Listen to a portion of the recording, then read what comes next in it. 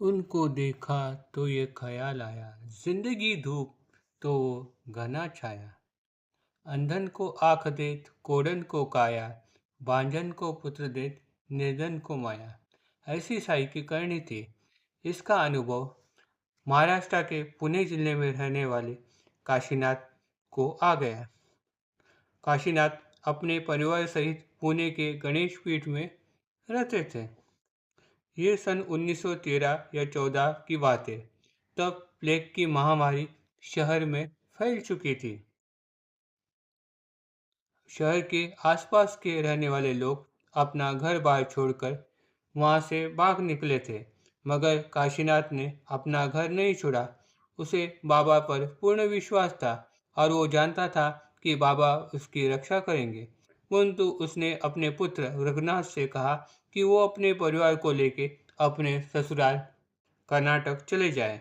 रघुनाथ ने पुणे छोड़ने से पूर्व मन ही मन यह फैसला कर लिया कि वो शिरडी जाकर बाबा के दर्शन करेगा। अपना सामान बांध के और छोटे बच्चे और पत्नी सहित लंबी यात्रा के लिए निकल पड़ा। लेकिन रास्ते में वो ये बात भूल गया कि उसे शिरडी जाना है। उसने रेल द्वारा अपनी यात्रा की और दौड़ स्टेशन तक यात्रा की। तब तक तो सब ठीक था। उसका छोटा पुत्र पूर्ण रूप से स्वस्थ था, परंतु अचानक वह बहुत बीमार हो गया और मृत्यु की ओर बढ़ने लगा। वह अपने पुत्र की स्थिति से तो वैसे ही परेशान थे, इतने में उनकी पत्नी भी तेज ज्वर यानी बुखार से तड़पने लगी। शाम तक उसका बुखार बहुत ही तेज हो गया और प्लेग के चिन्ह नजर आने लगे। आखिरकार वो अपनी पत्नी के गांव नवालगुंडास में पहुंच गए, परंतु उसकी मुश्किलें यहाँ समाप्त नहीं हुई। उस गांव में वो किसी को नहीं जानता था, ना ही वहाँ बोली जाने वाली कन्नड़ भाषा उसे आती थी। पहले तो वो डॉक्टर भी न ढूंढ पाए। फिर एक दयालु महाशय ने उनकी दयनीय स्थिति को देख उनसे मित्रता की।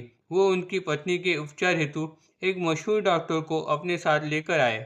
उनकी पत्नी की दशा देख डॉक्टर ने उनके जीवित रह पाने की आशा छोड़ दी। उसने उनका उपचार भी नहीं किया क्योंकि वो 6 माह की गर्भवती स्त्री थी। रघुनाथ परिवार के समेत बड़े सदस्य रघुनाथ परिवार के सबसे बड़े सदस्य थे। अंत पूरा उत्तरदायित्व उनके कंधे पर आ गया। हर बीतते कुछ घंटे के साथ साथ उनकी पत्नी की दशा और बिगड़ती गई और ताप भी बहुत चढ़ गया। पूर्ण रूप से वो हताश लाचार हो गए। उन्होंने बाबा को मदद की पुकार की। पूर्ण ध्यान युक्त हो तथा विश्वास सहित उन्होंने अपनी मुश्किलें बाबा के चरणों में डाल दी। उसी दिन शाम को 4 बजे बाबा ने उन्हें साक्षात्कार दिया। बाबा ने उनके घर के उत्तर दिशा के द्वार से प्रवेश किया और एक छोटे चारपाई पे बैठ गए। उन्होंने अपनी पत्नी की ओर करुणा तथा दया भरी दृष्टि से देखा। फिर उन्होंने एक कमंडलू से कुछ तीर्थ लिया और उनकी पत्नी को पिलाया। उसके पश्चात उन्होंने अपना हाथ उनके शरीर पर फेर दिया।